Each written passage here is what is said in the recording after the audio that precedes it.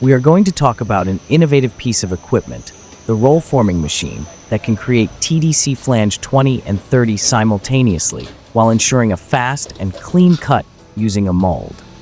This advanced roll forming machine is designed to enhance efficiency and precision in the production of TDC flanges. What sets this machine apart is its capability to form both TDC Flange 20 and 30 at the same time, significantly boosting productivity. One of the key features of this roll forming machine is its cutting system. Utilizing a mold for cutting, it ensures each cut is fast, precise, and clean. The mold cutting system minimizes material wastage and reduces the need for secondary finishing processes, thus optimizing overall efficiency. Thank you for watching our overview of this innovative roll forming machine. If you have any questions or would like to learn more, please leave a comment below or visit our website.